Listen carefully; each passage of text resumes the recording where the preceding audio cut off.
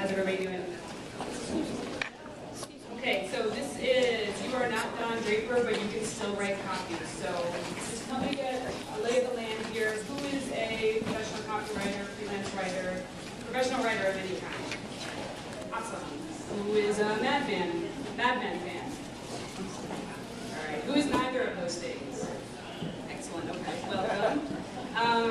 Okay. Well, since I know so much about you, let me tell you a little bit about me. My name is Nicole1.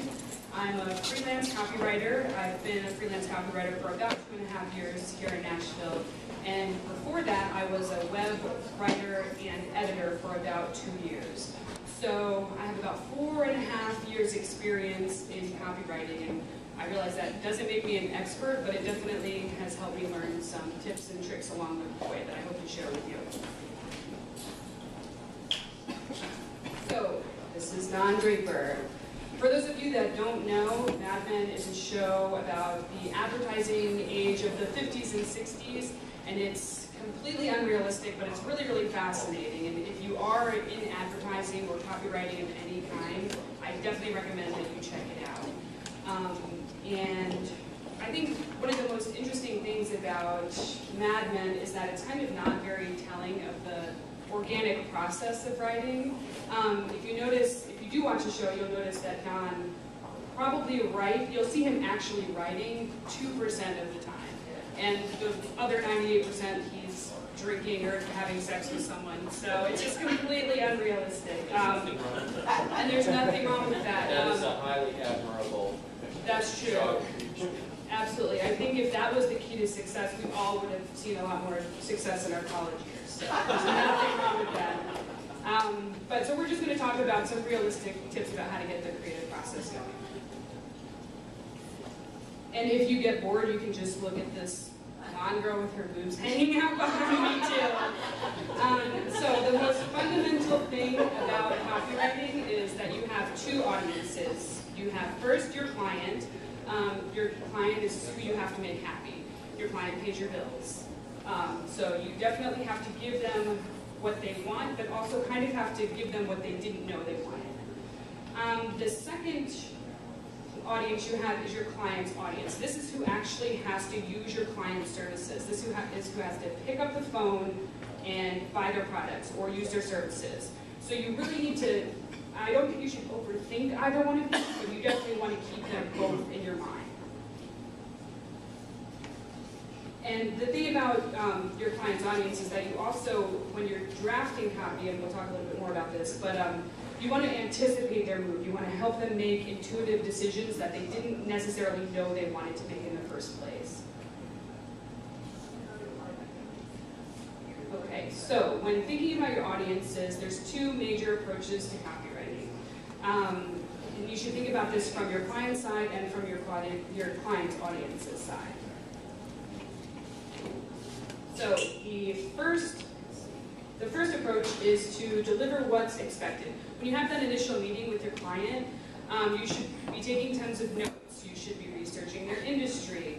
And once you do that, you can talk with them about what they want, research what they want, write what they want, and give them what they want. And there's nothing wrong with that.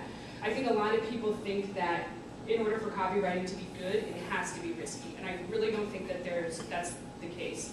Risky copy doesn't always mean good copy. But that being said,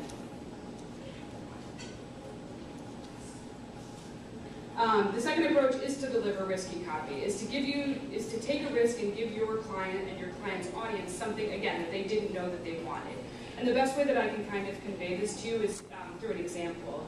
Last summer, I was hired to kind of rebrand Rochester University. They were doing a billboard campaign. And their target was kind of 40-somethings that probably already were working full-time, but wanted to do something more. And the original idea for this that the client had come up with was just kind of close-ups of people with gray hair smiling and talking about success. And they kind of just wanted to get away from that a little bit. So the thought that I had was that 40-somethings don't really want to feel old. These people grew up with the Beatles and the Rolling Stones. They smoke joints at Woodstock. They want to feel like they still matter, like they're still cool. So I drafted this, and I don't have the design file, the designer did a much better job than I did, but with the idea that to just have Rochester Online on a billboard with the words rock on highlighted. And the client loved it, and the client's audience hated it. And they didn't go for it, and the project never went off the ground. That's okay, but the point is that when you draft something that's risky, you're going to come up with something that's either really, really great, or something that is never going to get off the ground. So you just kind of have to be prepared when you do take a risk for that.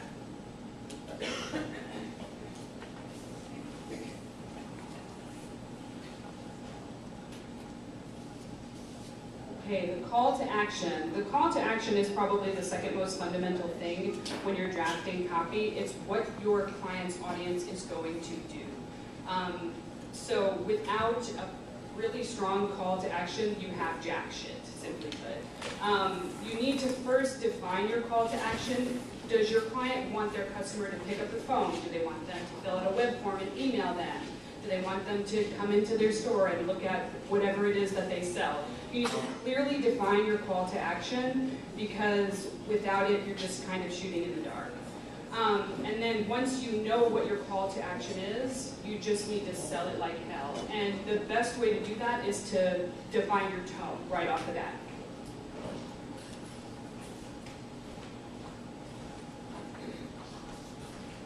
So how do I decide on a tone? There are three major things I think that are important when you are defining your tone. The first is to be natural.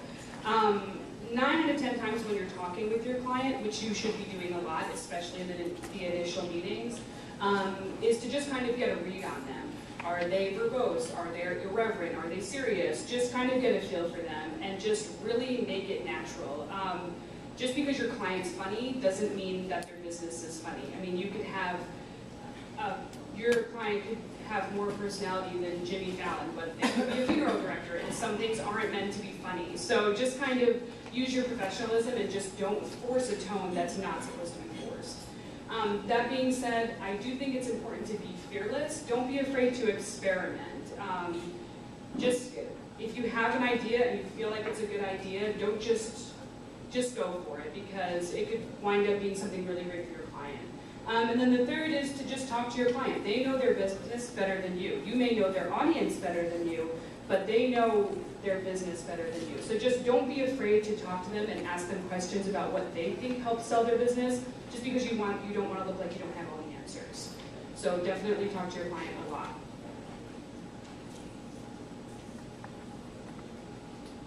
Okay, SEO. I'm not going to talk a lot about SEO just because there's a lot of talk, and the presentation before me was fascinating about SEO and algorithms and all that kind of stuff. I don't think that SEO optimization experts are copywriters, and I don't think copywriters have any business being SEO experts. They're two completely different games. SEO is very clinical and strategic, and while copywriting and content is strategic, it's a little bit more creative. So I really think that if you're a copywriter, you should just stick to being a copywriter and not trying to be an SEO expert. Question. Do you have any specific opinion about, since we live in an attention deficit world and everybody wants everything quick, about these infographics that basically dumb down your content to something that you can read in 12 seconds? I mean, is that a worthwhile piece of copy to create? I mean, I think it is. I think that as a copywriter, the reality is that that's the way that content's going, and there's no point fighting against it. That's just a horrible statement on society, as you say that, but I mean, people want their information and they want it quickly. I mean, that's just the reality of it. I don't think that everybody should be doing an infographic. I don't think that's appropriate to every business. Like I said, yeah, you're not going to sell a casket by an infographic. Exactly. But, I mean, okay. But I think that, if you have a web-centric business, then yeah, do an infographic. Don't do an infographic every single week. Don't do it about every facet of your business. But if you have a great designer and a good copywriter, I think a well-executed infographic is But don't overdo it. Oh no, don't overdo anything. But I think infographics definitely have their place. So that being said, as far as SEO, I don't think copywriters are necessarily off the hook. I think if you are a copywriter that deals with the web, you have a professional responsibility to know a little bit about SEO. So my very basic copywriting take on SEO is to, one, keep it simple. You need to be mindful of keywords, you need to do keyword research, but just don't overdo it. Don't ever stuff your keywords. And then the second is to employ every opportunity. A lot of copywriters also do a lot of web administration, which is they'll upload the blog posts that they're writing for their clients. And if that's the case, you need to be optimizing your images. You need to be adding alt text. You need to be adding metadata. So you just need to be employing every search engine optimization opportunity. And the third is to just own your content, be original. Your content is either your voice or your client's voice. There's no reason to mimic anybody or copy anybody. There's just no place for that in copywriting. There's too many great ideas out there.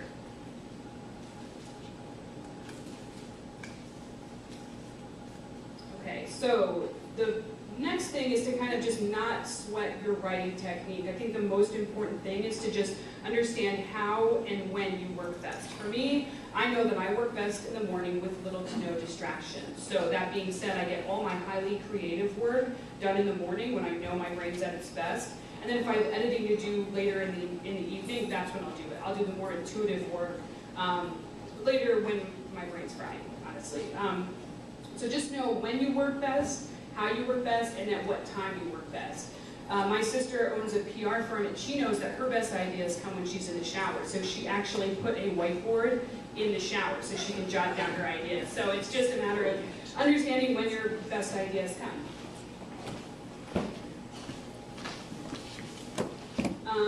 Okay, so I think that the best way to become a better writer is to write more and to read more. That goes without saying. However, I think that there's a lot of guilt that comes along with that, and I think there's a lot of challenges where people force themselves to write 500 words a day for 500 days or whatever. And I think that while those challenges definitely are beneficial, I think that a lot of it comes from guilt. And I don't think that you should ever write because you feel guilty. I think you should write because you want to be a better writer. So there are definitely some techniques to kind of get your creative juices flowing, but you shouldn't just kind of force yourself to write because that's what you think you need to do.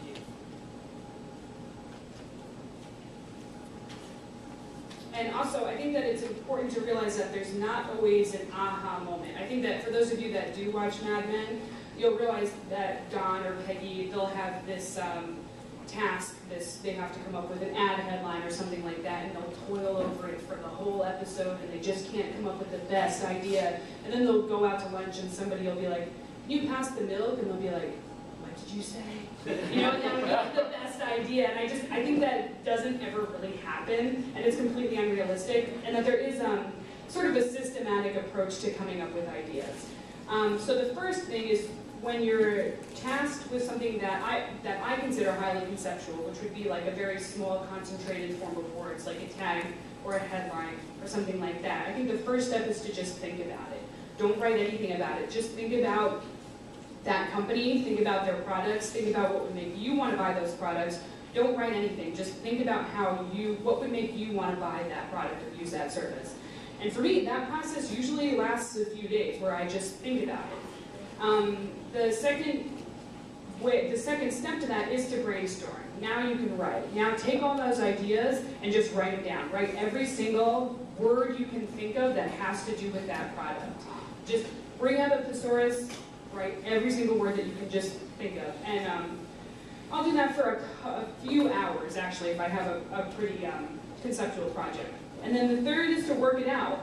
Print out that piece of paper, or if you've written it on a whiteboard, move the words around, cross words out, circle them, cut the paper and move the words around, because a lot of good copy also, it doesn't just read well, it looks really great. So seeing where the words kind of fit together is also a really great way to kind of help you generate a lot of ideas.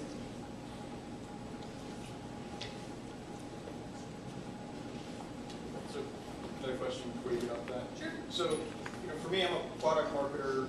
There are times when I'll have an agency writing stuff for me. There's times when I'm like, I think I can hammer this out myself, whatever. I take a stab at writing a blog post or something like that. Do you have any guidelines for, either judging my own work, or if I have somebody else in my department who thinks they can write, judging good copy? It's like, when am I